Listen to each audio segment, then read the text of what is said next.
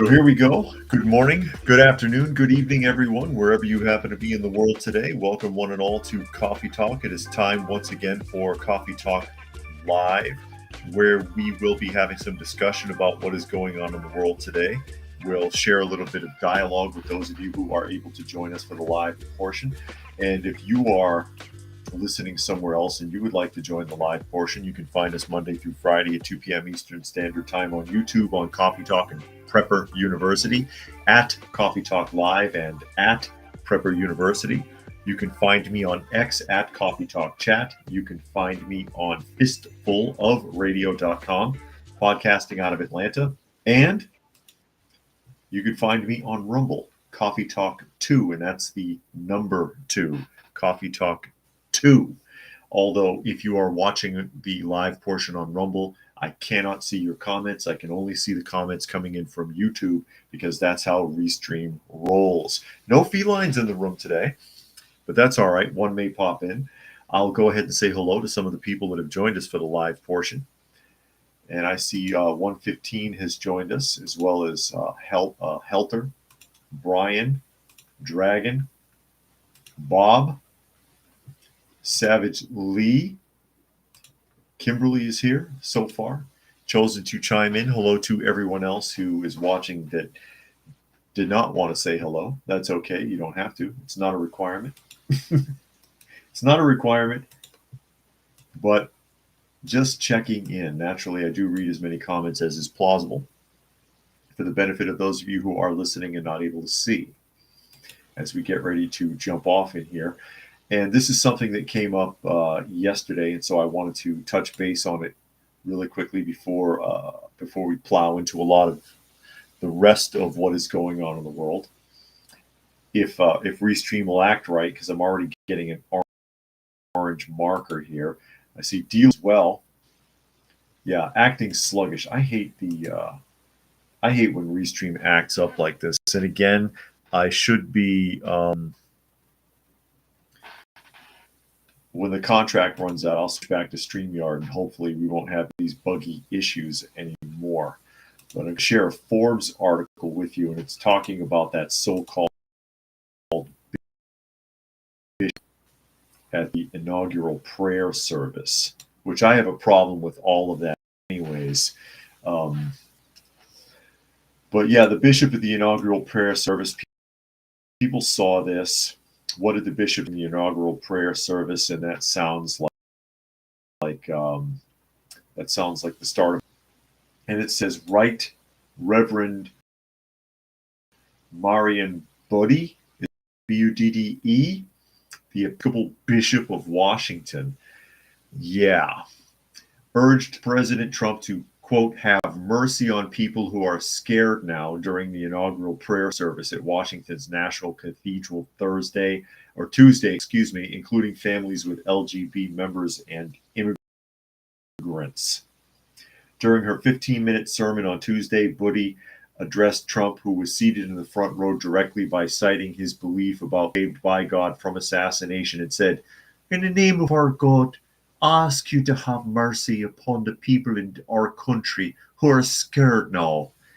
Gay, lesbian, and transgender children in Democratic, Republican, and independent families across the country who fear for their lives." The bishop also spoke up for immigrant workers, including those who may not have the proper documentation. Yeah, that's called being an illegal immigrant. Saying the vast majority of them are not criminals, but rather good neighbors. Really. Now, and this is exactly the reason why I did the whole Good Samaritan breakdown in a video last week. This is taking it out of context. The bishop also spoke, I read that. So Trump demanded a public apology from the Episcopal Church and Budde, you're not going to get it, who he called a radical left hardline Trump hater, and she is, who brought her church into the world of politics in a very ungracious way and was nasty in tone and not compelling or smart. And he goes on to say he didn't think it was a very good service and they could have done much better. Well, that's what happens when you get a whole bunch of people from all these different religious sects and throw them out there in some sort of a national assembly, recognition of various. It's not a good mix. I don't care how much they pretend. Back to another quote. Let me make one final plea, Mr. President. Millions have put their trust in you, and you told the nation yesterday you have felt the providential hand of a loving God. In the name of our God, I ask you to have mercy upon the people in our country who are scared now. Okay, your God is not my God. Because where she's coming from is not the God of the Bible. I don't know what God you're worshiping, but it's read. I read the Bible. And she had no problem from the National Prayer Service straight to CNN and then straight to The View, which is probably one of, if not the most toxic shows on television, to put herself on a pedestal. Okay? Seriously, All People says the idea of women ministers and or alternate sexual ministers is, from my understanding, unbiblical. You would be correct. JJ says, I must have missed something, but when did LGBT issues come under the protection of the church? Depends on the church. It depends on the church. And Legends says the Village People deserve a National Peace Prize. To be fair, if I remember correctly, only 2 of them were gay. All People says they are criminals the second they illegally enter the nation. And he goes on to say your Good Samaritan video is fantastic and is being shared with many. I hope so. People need to see that. And I'll do more stuff like that if people would like me to.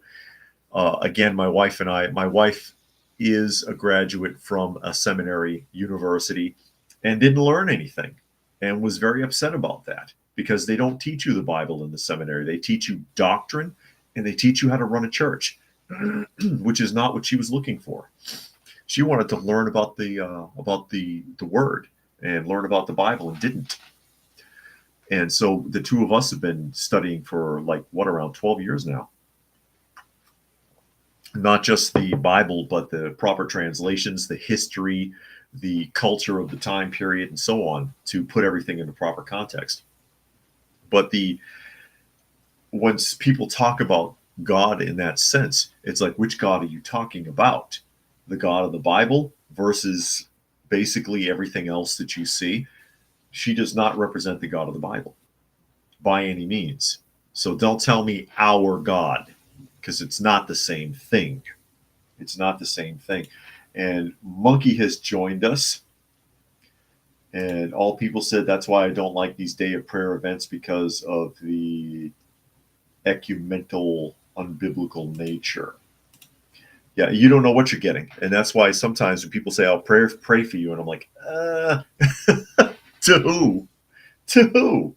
How? Why? And, there's things I can say that'll probably make a lot of people really upset because it'll challenge what they've been taught their entire lives. And they'll just get angry rather than look into it.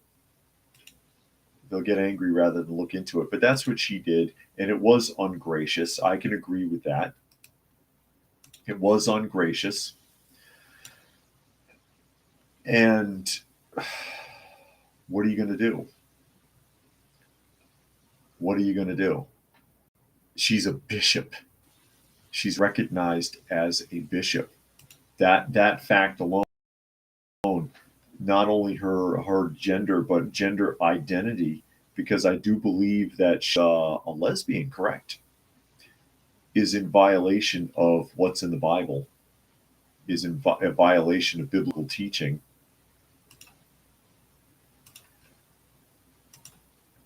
And furthermore, I could just keep going. I probably should round it off a little bit here. New York Patriot has joined us, and Brian says, pray to David. Oh, no, don't pray to me. Don't pray to me. JJ said that supposed bishop had an extremely smug look on her face during her 15 minutes of fame. Well, she's dragged it out, too, because Again, she went right from there to CNN and then to The View, and that tells you everything that you need to know. Tells you everything you need to know.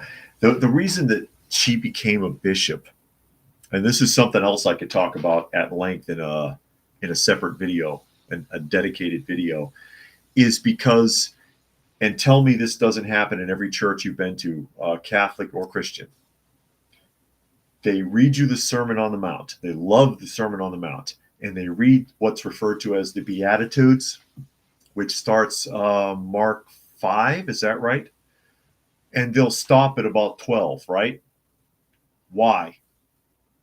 Because they don't want to read the rest of it. Because it goes on. It goes on. Yeshua, aka Jesus, is still talking. The sermon doesn't end at 12 or 13. He keeps going because he wants to make a few things clear.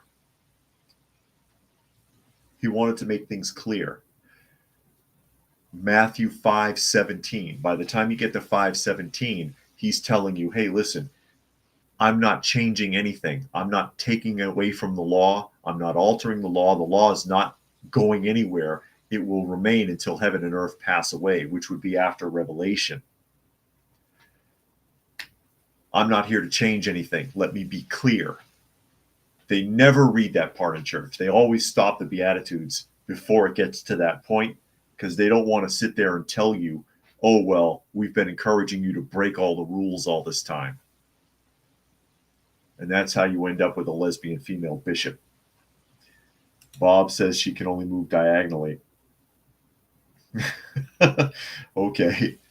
And Savage says, yeah, making yourself a bishop doesn't necessarily make it so. Actually kind of makes her a heathen. Break out the torches and pitchforks.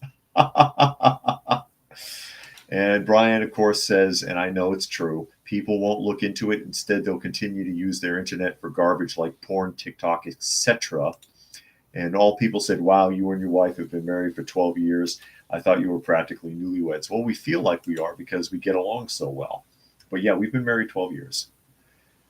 Now, this guy coming up, and again, I can do a dedicated video on that, but mostly I just make people really, really upset when I talk about that kind of stuff because it challenges everything you've ever been told. What do you mean Jesus didn't do away with the rules? What do you mean his name isn't Jesus? How about that one? You know, because it isn't. Because it isn't, but they don't want to hear that. People don't want to hear that. They get upset. Raccoon has joined us. Glad you could make it. And Rick says, have you ever been to San Francisco and LA? No, I have not been to San Francisco or Los Angeles. Well, no, I was in Los Angeles, but I was only in the airport.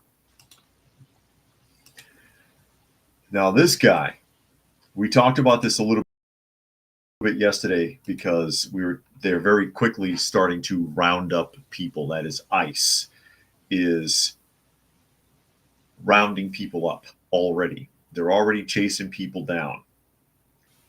And that's because they know where a lot of them are. And in particular, they're looking for the dangerous ones first, which is a good idea.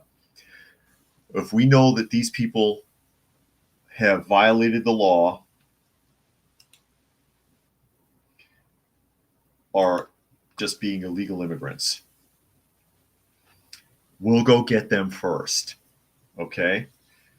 This guy right here, and this is one of the people that was picked up in Boston in that sweep the other day. And we read the story, but I wanted to show the video clip. I love this guy. He is the poster child for why this is being done. And I'll play the clip for you so you can hear what he has to say. Let me read a couple of comments real quick. Savage says, congratulations on 12 years of marriage. It's not always easy. Well, we get along really well. We don't fight.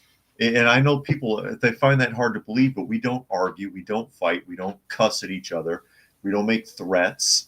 We don't gossip about each other and tell each other's business. We get along really well. And we've enjoyed being married. And John has joined us. He says, Cat Shepherd, yes, indeed, excuse me. I'll put that up really quick. I'll put that up really quick from all people. And I will play this clip. Listen to what this guy has to say. And I'm borrowing this news clip from Fox, okay? I'm not going back to Haiti. One of those threats is this illegal alien gang member with 17 criminal convictions in recent years. Yo, Biden forever, bro. Thank Obama for everything that he did for me, bro. They ought to put his picture. I want to put his picture on a T-shirt. Poster child for deportation. You heard what he said? F Trump, I'm not going back to Haiti, bro. Or he said Haiti first. I'm not going back to Haiti, bro. F Trump, Biden forever. I want to thank Obama for everything he did for me.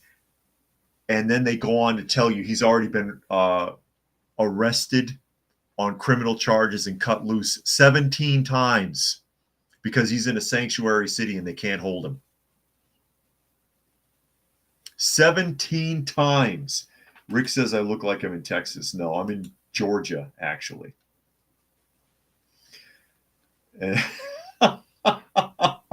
I love it. I'm going to play that clip again, and I'm going to play the rest of it. All People says, please make more videos clarifying the meaning of biblical parables, like the fantastic Good Samaritan video. Well, I'm glad you appreciate that one.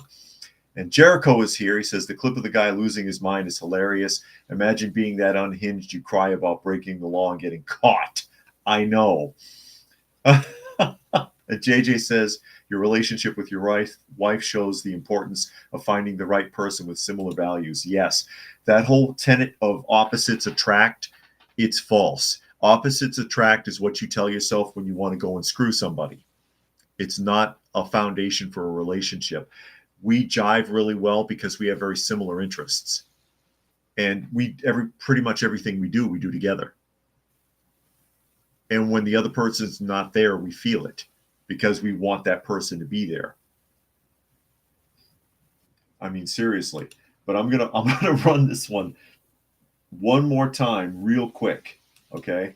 I want to play that again. And then I'm gonna play the rest of this and you can hear these other people that were picked up in Boston. It's hilarious. I'm not going back to Haiti. This illegal alien from Haiti. ICE says he's a gang member with 17 criminal convictions in recent years. Trump, you feel me? Yo, Biden forever, bro. Thank Obama for everything that he did for me, bro. Thank you, Biden. Thank you, Trump, for allowing me to be in a sanctuary city and break the law over and over and over and over and get released every damn time. Kimberly says, how many states are blocking the deportation process and are they actually allowed to do so? The best they can do is not cooperate and essentially stay out of ICE's way. If they actually interfere, then they're in violation of the law.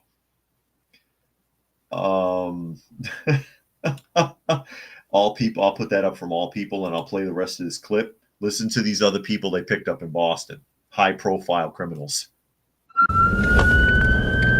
ICE Boston quickly takes down its next targets, including this illegal alien from Brazil who has an Interpol red notice for armed robbery.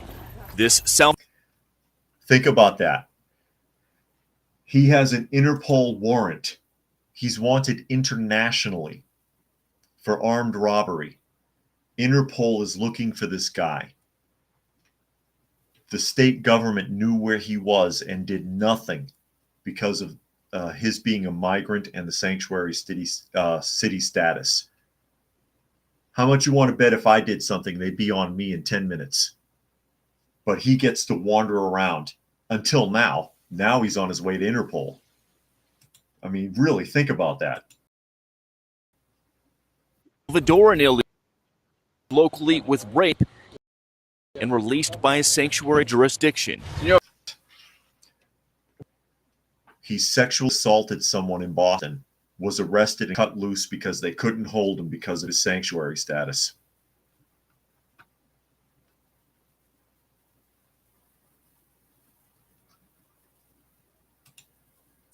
I mean, seriously. All people wants to know where my wife and I met. Actually, we met on the internet. Jericho says the whole clip is too funny. I saw it last night. Hell, I'd work for ICE just to get a laugh. Most of these people have Interpols and never bothered to catch them. Yeah. Or again, that person committed a sexual assault on someone in Boston and walked away because they couldn't hold him. And this Dominican illegal alien charged with assault with a deadly weapon and heroin trafficking. Officers also arrested this Guatemalan MS-13 gang member facing gun charges. ICE says he was released from local custody just the day. They cut him loose the day before. Rick wants to know what I think of John Ossoff. He's like 30 and acts like he's 60. I never hear anything about him, so I don't know. I never hear anything about Ossoff. I do hear about Warnock, and I don't like Warnock at all. Brian says my wife is cool. I think so. I think so.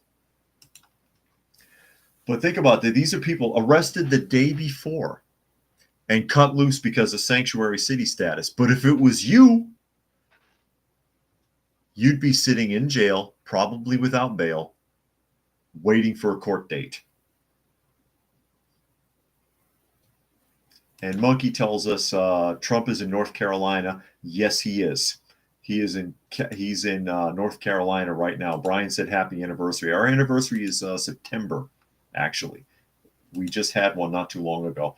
I wanted to show that to clarify, but that to me, that guy flipping out on the camera, F Trump and Biden forever and all that, is the poster child for why this is being done. Not going back to Haiti. And while we are at it, Trump again, this stuff is happening so fast we can't even keep up with it. Happening so fast. And people thought he wasn't going to do it. Again, I talked about that a few times. Even I had in the comments section.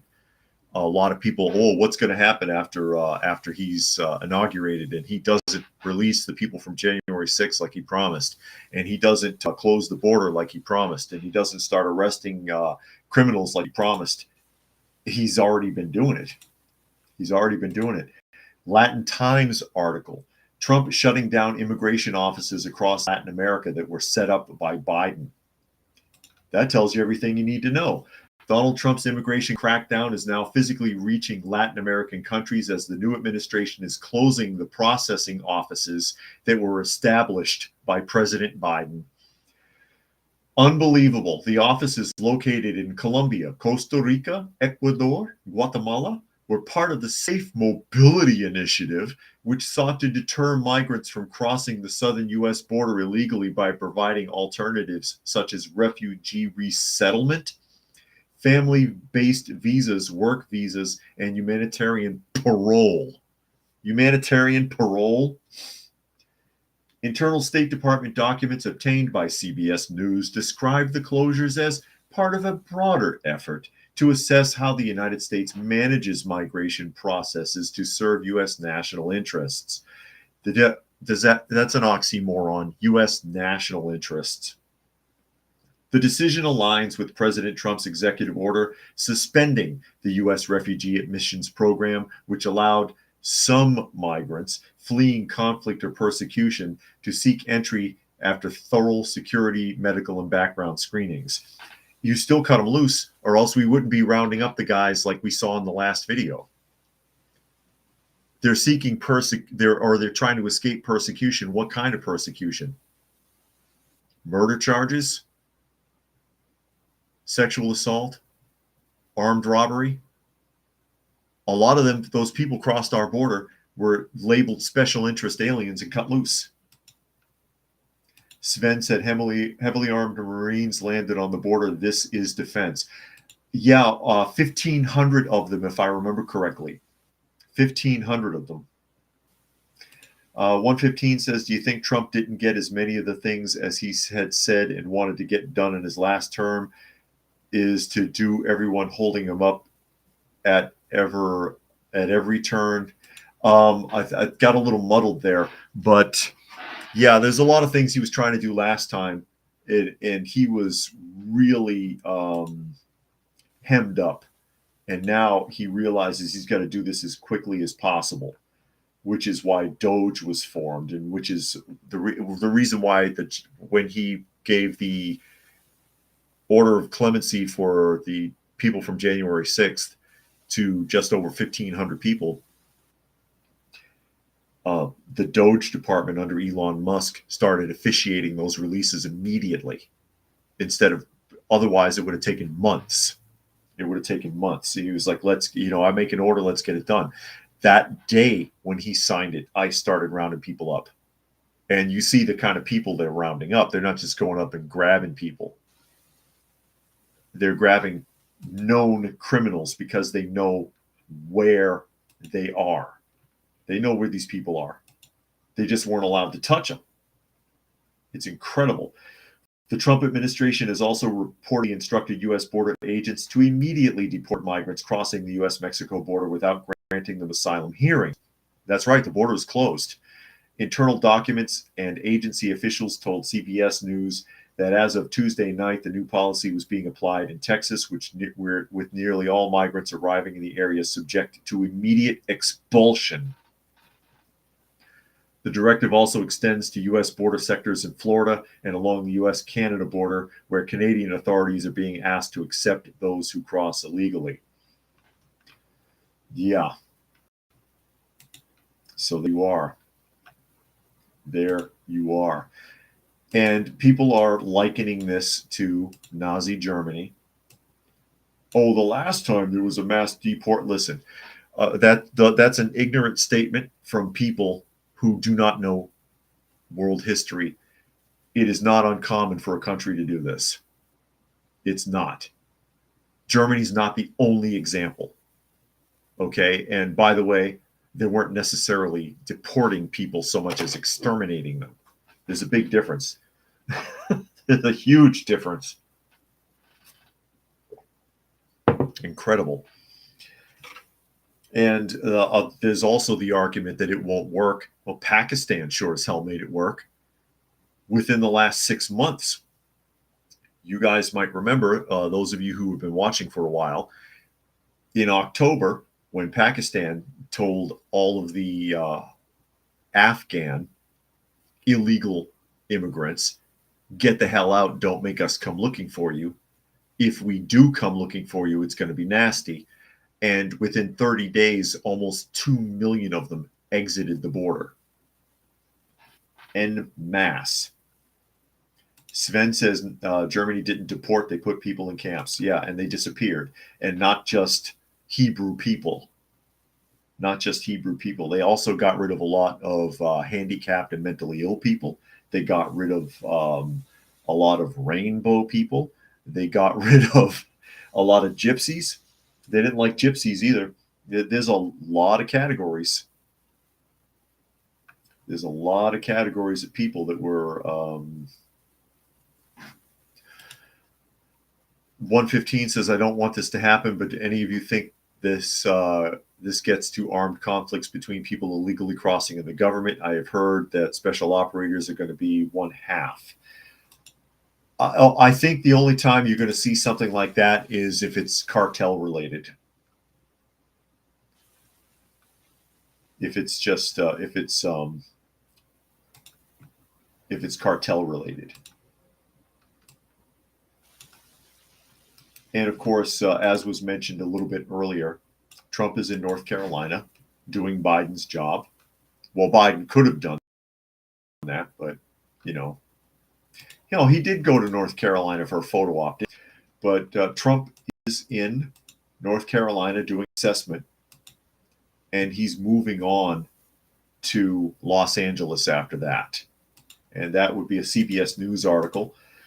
President Trump set to visit Los Angeles area to tour Palisades fire zone. President Trump is expected to visit the Los Angeles area following the devastating Palisades and Eaton fires that caused extensive damage and destruction, claiming at least 28 lives now and leaving neighborhoods leveled in their wake. And those fires are still raging. They are not under control at all. Trump's first presidential trip of his second term comes as Southern California remains on edge amid continued critical fire weather conditions, with multiple new blazes igniting in the regions this week as local and state officials launch the rebuilding process. In a Fox News interview that aired Wednesday, Trump criticized California Governor Gavin Newsom and other officials lobbying accusations about the state's water management and threatening to withhold wildfire aid.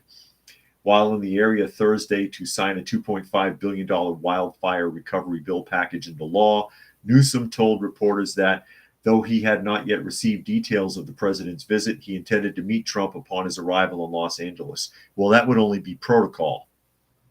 Air Force One is expected to land at Los Angeles International Airport around 2:40 p.m. From there, Trump will make his way to the Pacific Palisades neighborhood to tour fire zones, according to the White House. The president will be joined by First Lady Melania Trump and will meet with officials from the Los Angeles Fire Department, along with homeowners affected by the Palisades fire. So he's moving around doing what you would expect a president to do.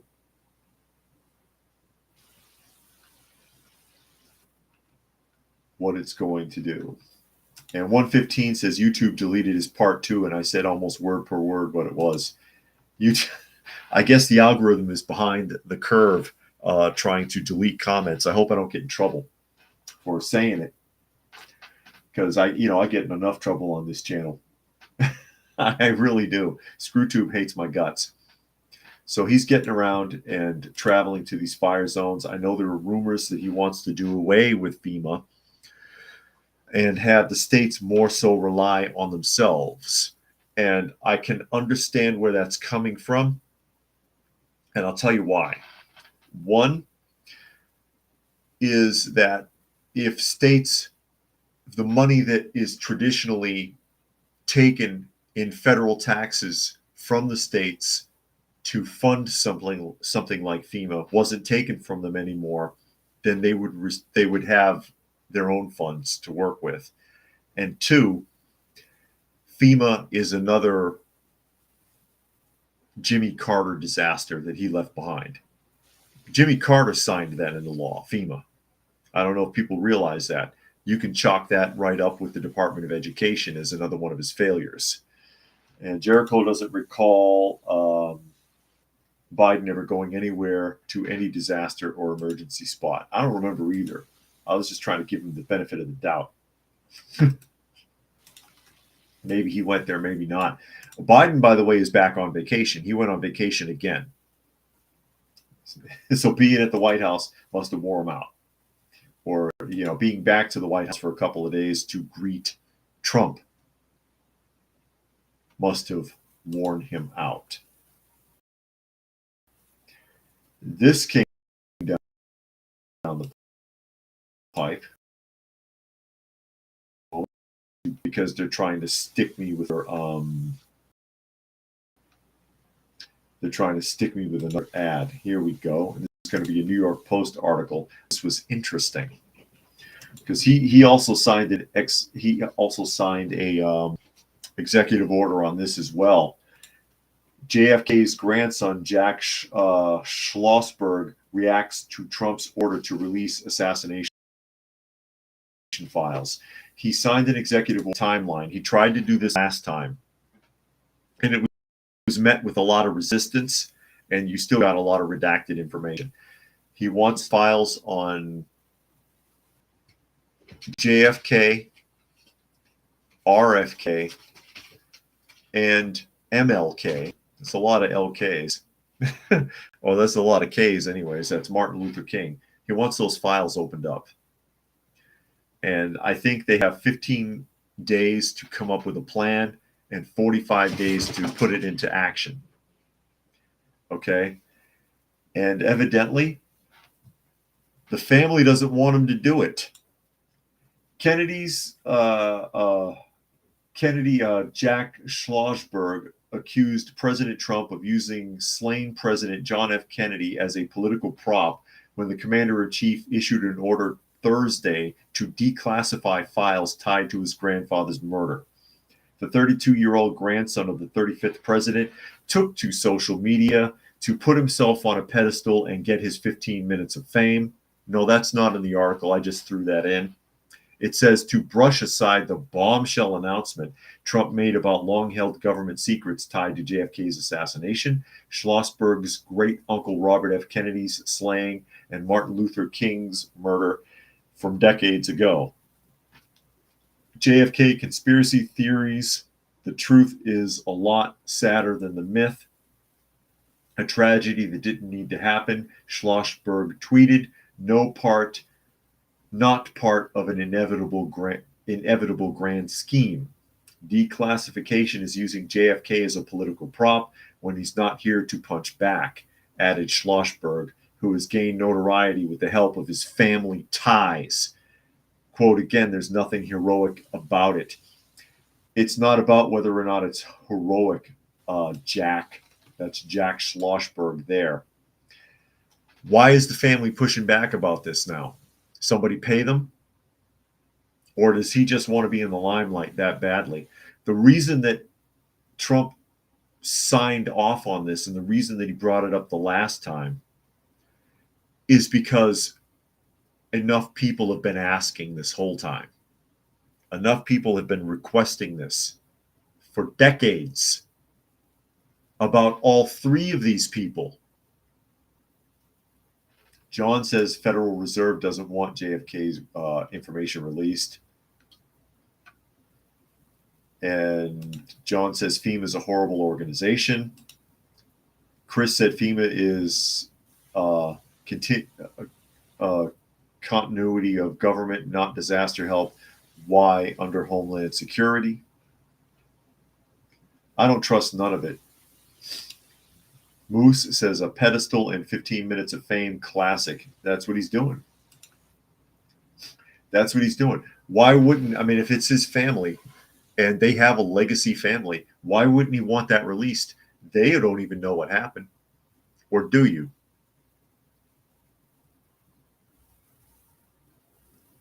Or do you? Monkey says, I don't get it if the kids or grandkids from Kennedy want to have closure on what really happened to him or why it happened. All of a sudden, they don't want closure because they sure talk about it enough otherwise. I'll put that up from All People about MLK real quick so you can read that if you like. Now, all of a sudden, they want to push back on that. And again, I don't think Trump is so much doing that so that he can pat himself on the back. I think he's doing it because this is what people have been asking for. Again, for decades, people have been asking for this information. And even when they tried to get some of it released last time, there was pushback. And you got a lot of redacted garbage. A lot of redacted garbage, which is what we always get. And while we've been talking so much about the so-called migrant industrial complex and how it's being unraveled now, and they're starting to round people up and send them back and closing the border and so on, there's something, my wife had an interesting conversation the other day, and I just wanted to ad-lib a little bit on that. Now, as I've pointed out before, I know a couple of people who are teachers in the Atlanta area. One is a high school teacher, one's an elementary school teacher. Now, the elementary school teacher, both are women, because most teachers are women. The elementary school teacher is a friend of my wife's, and she contacted my wife to ask her if she could drive her to a dental appointment and back, because she was going to be anesthetized. So obviously she wouldn't be able to drive. And she's like, it won't take long. Can you just drive me to this appointment? They're going to pull out a tooth. I'm going to be anesthetized, whatever the hell was going on. And she's like, yeah, okay, I'll do that. Now, while she was in the car with her, she asked her, because she was curious, knowing, again, that she's an elementary school teacher for the public school system in the Atlanta area. Are you seeing a lot of illegal migrant kids in the school? Okay. Are you seeing a lot of illegal migrant kids in the school?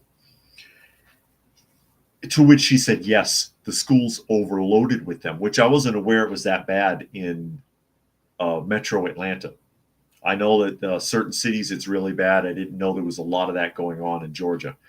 But she said, yeah, the school is well past capacity, and that she has about a dozen a dozen what she calls migrants in her class, putting her over the classroom's capacity with no assistance.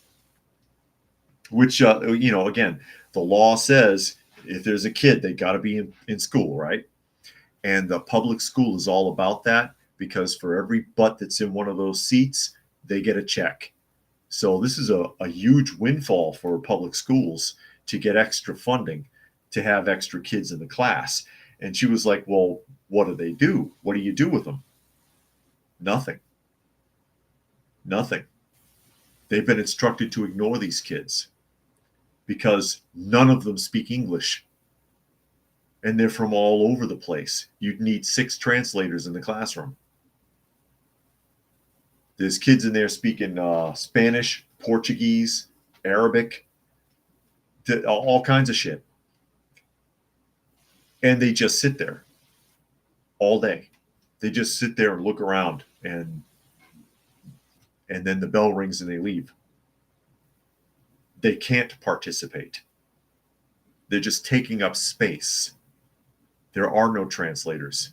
And then, of course, in typical liberal fashion, extreme liberal fashion, let's put it that way, she says something needs to be done about it, like they did in, I think she said, DeKalb County, because they've got an international setup there so that the classrooms have a bunch of translators to help with instruction. And I'm like,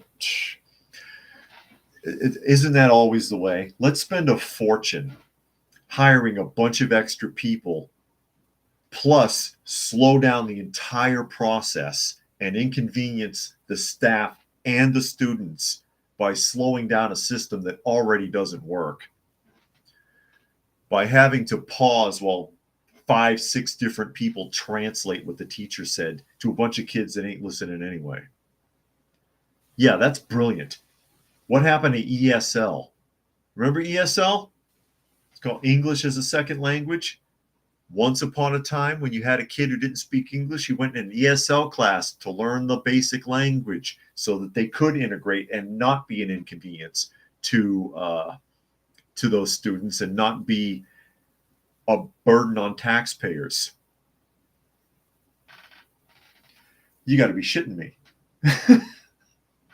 And like I said, the public school's happy to to overload the classes beyond capacity because that's another check. Each one of those kids is another check. They're worth thousands. They're worth thousands of dollars each every month. Oh, wow. Jericho says, I'm all for being friendly with classmates, but we really don't know what these kids are, who these kids are, especially if they're from across the world with different cultures. Yeah, who knows what the hell they're doing there?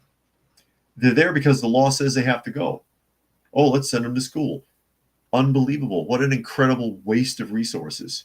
You force them to go to school, you can't accommodate them, and you do nothing to adjust the student so they can learn the language. Oh, let's teach them in their language. Oh, but we don't have translators. Well, we need to spend more money. Brilliant. Kimberly says, so these migrant children receive no education because of their parents' choice to migrate illegally, basically. Not that they were getting educated wherever they were, but they're getting as much or less now. As she put it, no, they just sit there all day looking around. They get nothing to do. They don't know what anybody's saying. Or if a couple of them are from the same place, they might chatter amongst themselves. There's nothing you can do.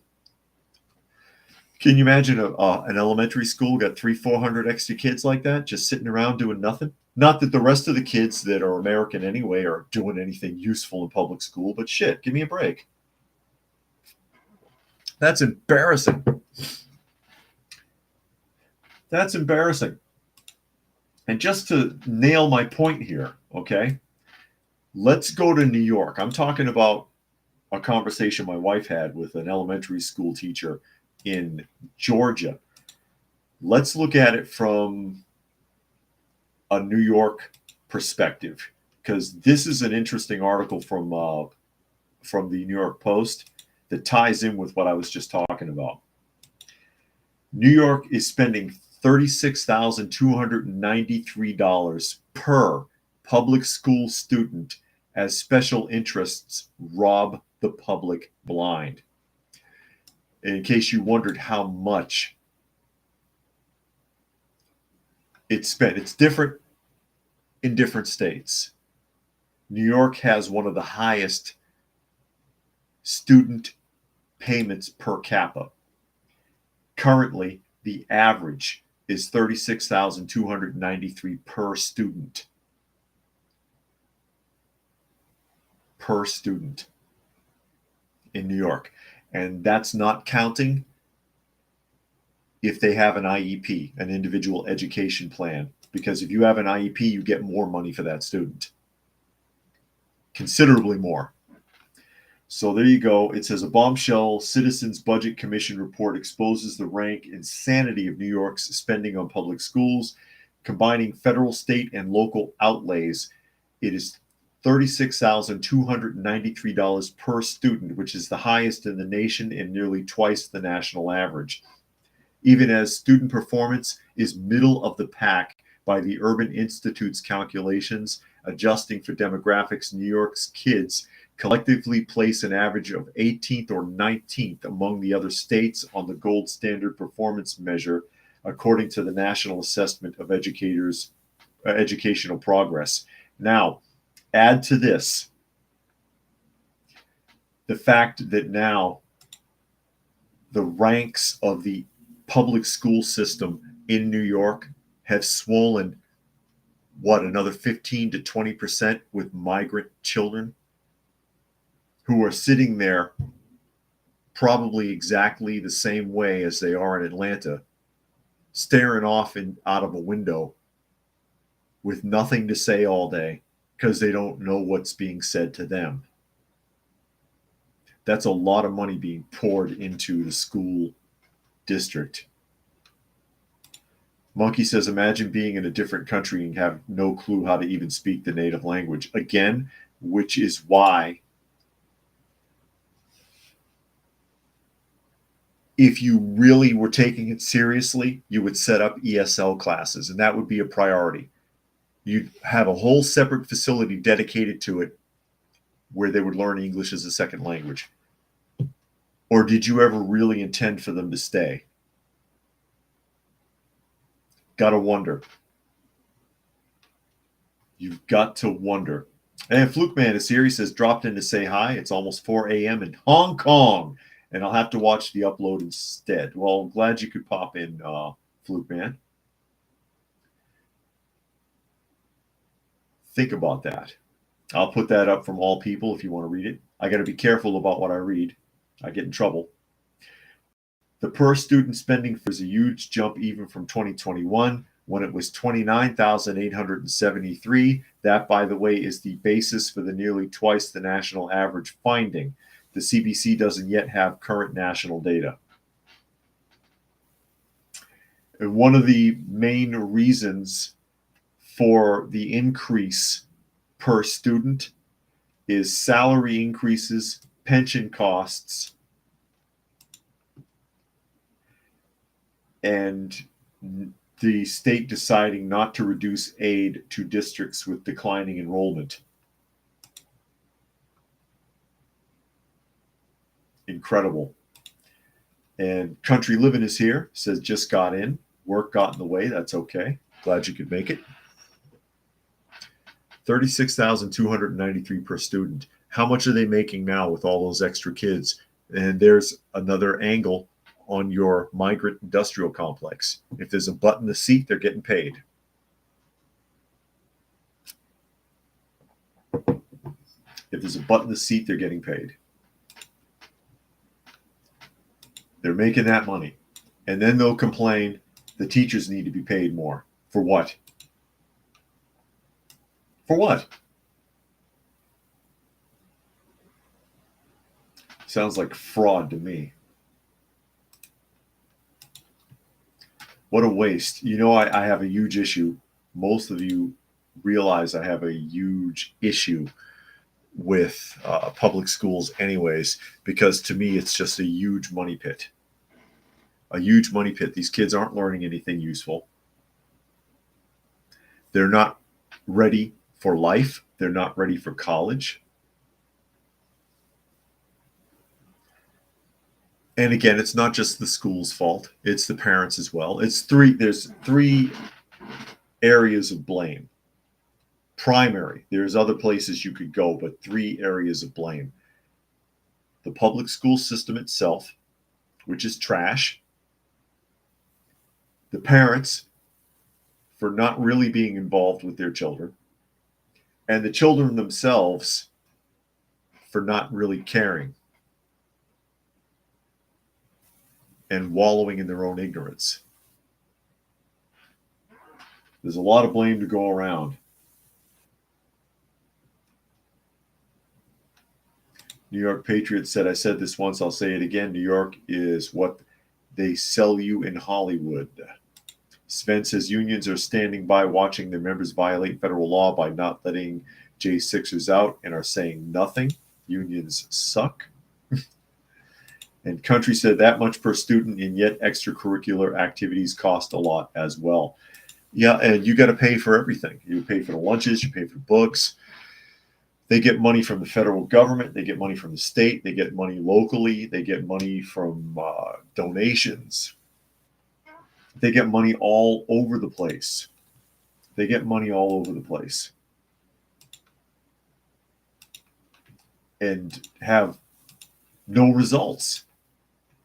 They do not have positive results. And I don't care what their scores say. They can fake that. I think in the last decade, there's been two major indictments in the, if I remember correctly, in the Atlanta school district for falsifying the test scores to make them look better than they were. And what's the result of that? A deputy commissioner gets fired, something like that. They cover it up.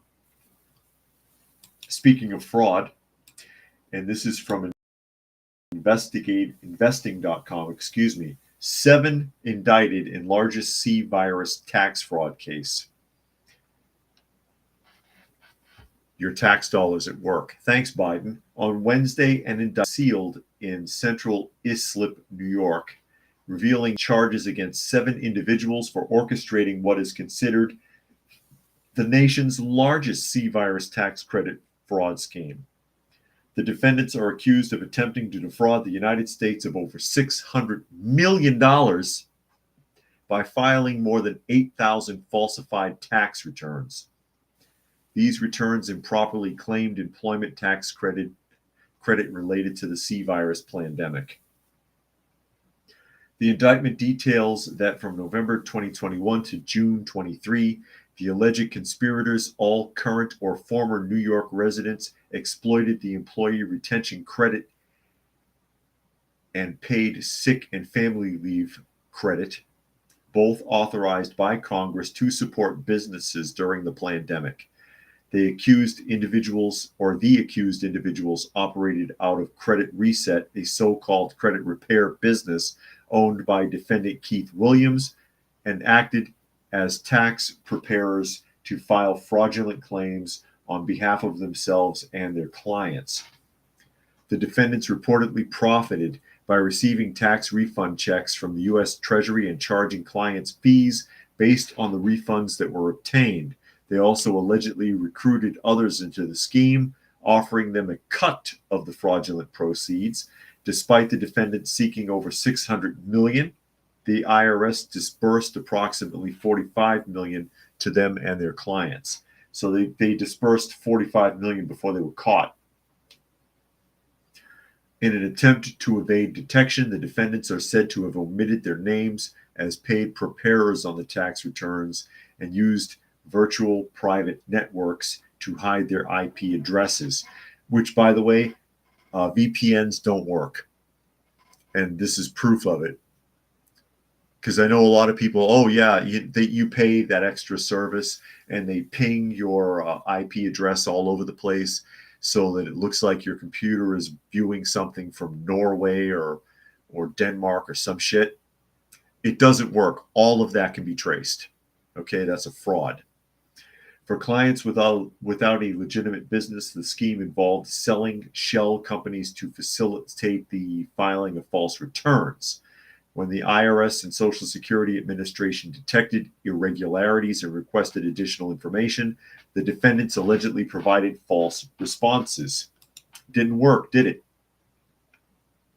Didn't work.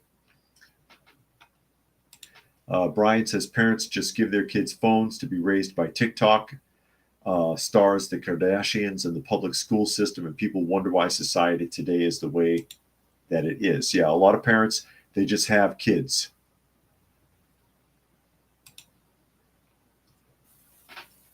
And New York Patriot says it's pronounced islip. Oh, okay. So it's not islip, it's islip. I just read it, I don't hear it. That's fine. That's fine. But yeah, again, more fraud because nobody was paying attention during the pandemic. Billions were thrown around all over the place, and a lot of people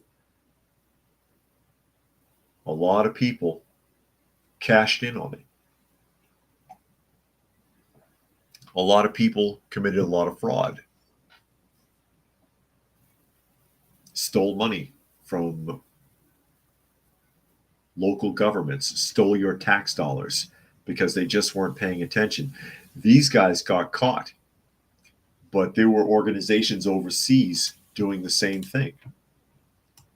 China is accused of stealing as much as $60 billion that way from the United States.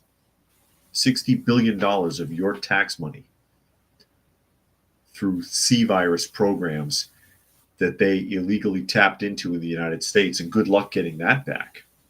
This they might be able to recover.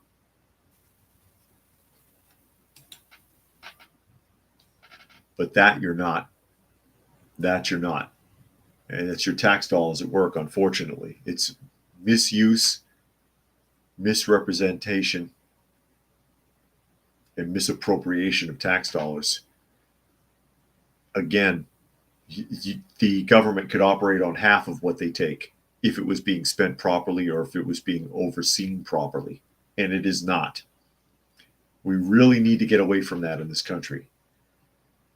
New York Patriot said VPNs are only good for watching things that aren't available or restricted in a country. Yeah, but again, you're not going to really get away with anything. Oh, and I wanted to show this. The station manager from Fistful of Radio sent this to me.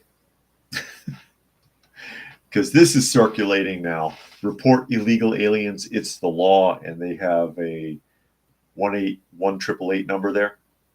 I'm not sure how I feel about that because there's too much room for error with that. And there's also too much room for people playing games. Instead of reporting an illegal, I don't think I would bother unless I knew the person was a criminal.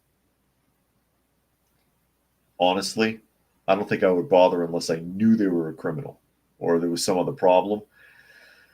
Because you could easily make a mistake with this. Or you could call that 888 report an illegal alien number on a neighbor you don't like and cause them problems, which people will do because people are dirty like that. I don't like the Mexican family down the street. I'll call ICE. And then a SWAT team raids their house for nothing and puts them through hell. Turns out they're citizens. You don't know. Or maybe you do. It's like I always talk about with code compliance. Code compliance doesn't drive around looking for problems. They get calls. And then they go out and look. Oh, this house left their barrel out. Let's give them a citation. So I don't know how I feel about that. But anyway, with that, we are at the top of the hour, so I will go ahead and start signing out. Again, you are listening to and or watching Coffee Talk, and you can find the live portion Monday through Friday at 2 p.m. Eastern Standard Time on YouTube on Coffee Talk and Prepper University. You can find me now also on Rumble, and that is Coffee Talk 2 with the number 2. You can find me on X at Coffee Talk Chat. You can find me on fistfulofradio.com. So I will say thank you to everybody who was able to join us here today. Hope you got something out of the conversation, and we will catch you again on Monday.